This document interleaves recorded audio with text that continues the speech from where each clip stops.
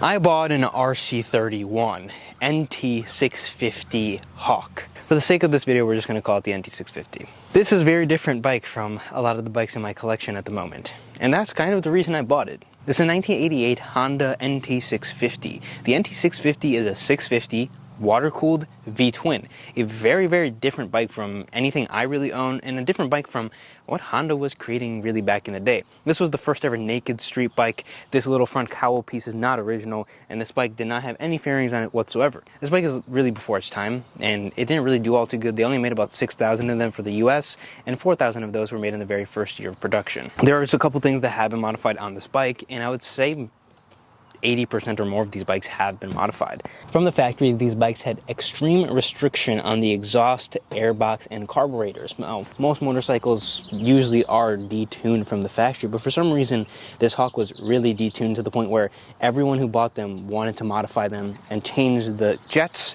exhaust, and the airbox. And this bike has all of those mods done, which I actually think are a positive for the very first time in a bike. Usually some of the older CB750s and stuff like that, if bikes have been rejetted or they're missing the stock airbox and stock exhaust, I'm usually not too keen on buying them or looking for them, or I'd want to source the original parts right away to put them on the bike. Now for this bike, I want to source the original parts because I am missing them, except the jets. I have the jets, but it's probably something I would do anyways because, again, super restriction and getting optimal power and making it enjoyable to ride, which is at the end of the day what this bike is for, comes with the upgrades that the bike has. There's a couple other few modifications that this bike has. The clip-ons have been lowered underneath the triple tree here. Usually the clip-ons sit on top, and I'm thinking about putting that back to how it was.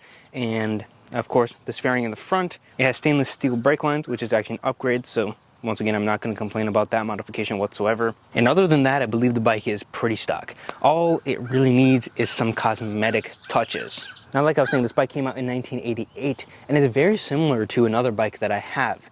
It's kind of similar to the GB500 in a way. And I say that because they have the same grips that the GB does, and this one does have aftermarket grips and end extensions. The GB has the same kind of end of handlebar extensions, and this bike's mirrors obviously aren't supposed to be at the end here, but same brake levers, same switches, same grips, same clip-ons most likely that the GB has as well. Even like the gear selector on this side is very similar to what the GB is, and overall, I mean, the bike kind of performs like it. Even has the same like helmet holder, helmet lock on the side for the seat release as well. So, I mean, it's pretty cool that one of my favorite bikes has kind of something a little similar to it. Now, this bike is pretty unique, like I was saying. It's the first ever naked street bike.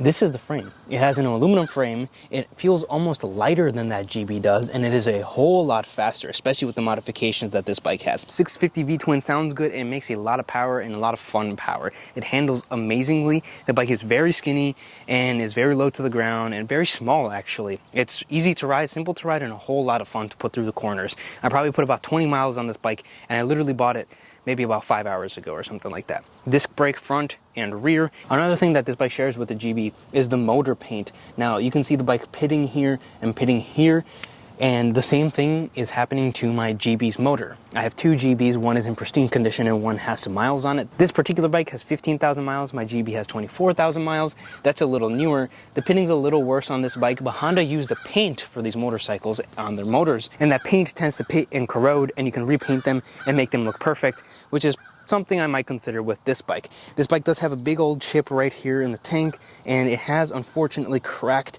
on both sides on this rear cowl piece here.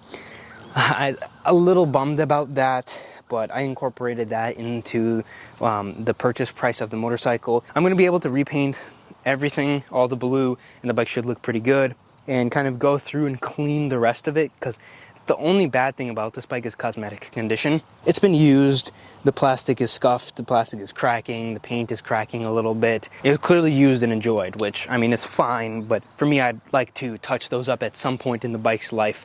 Another kind of poor thing about the cosmetic condition is these front forks right here. Just like the Honda GB, I'll stop mentioning after this, I promise. It has a lot of pitting on it because of the bugs and everything, all the debris hitting it right here.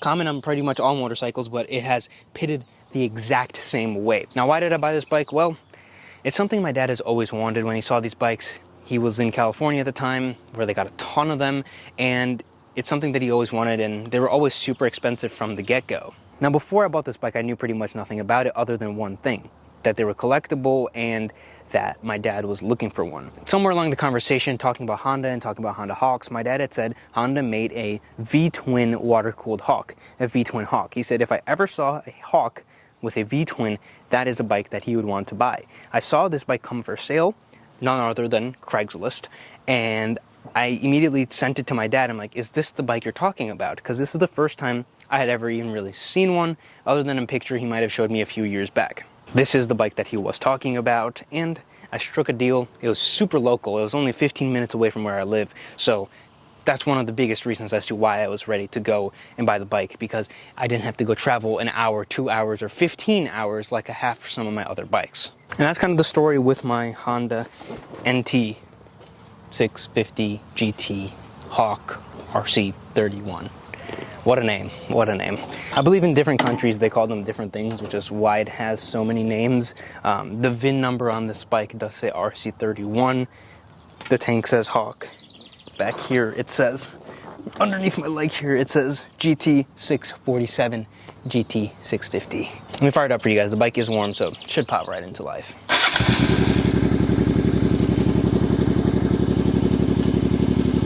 It's a very, very small bike.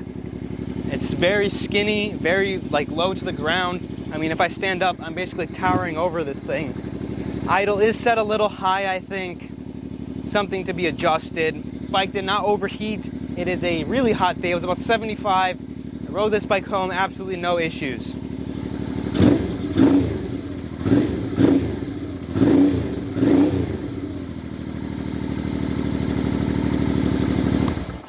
It sounds good and it rides even better.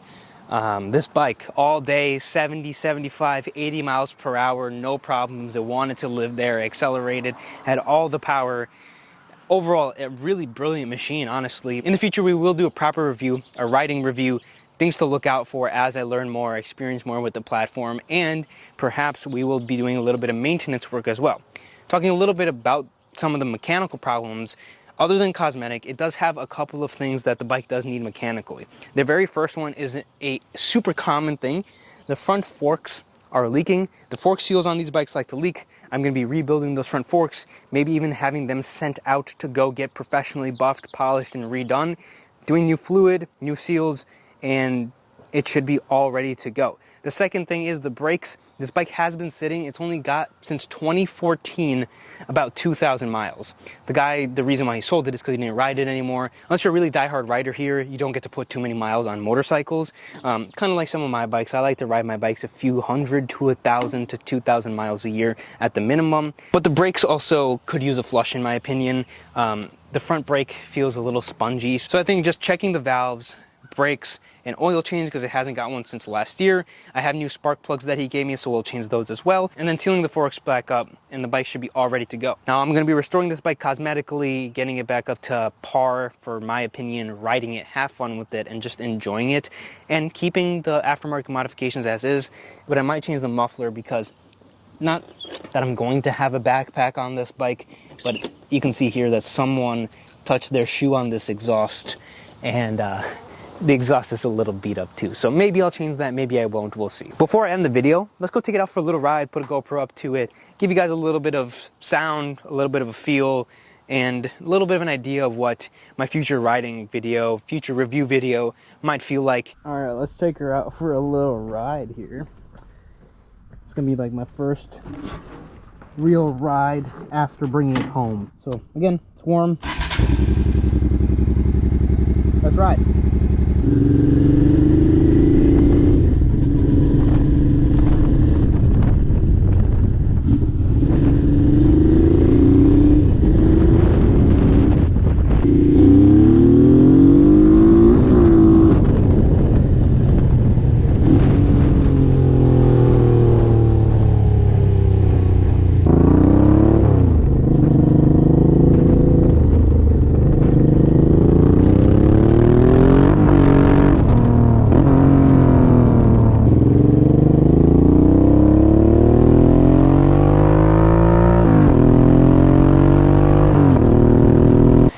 I have for the video. If you guys did enjoy, please leave me a like, subscribe to the channel, and as always, check out another video. Oh my god, is that a Honda Hawk? Is that an RC31? What a cool guy, man. We're rolling? Yeah, we're rolling. I need glasses. Glasses are important.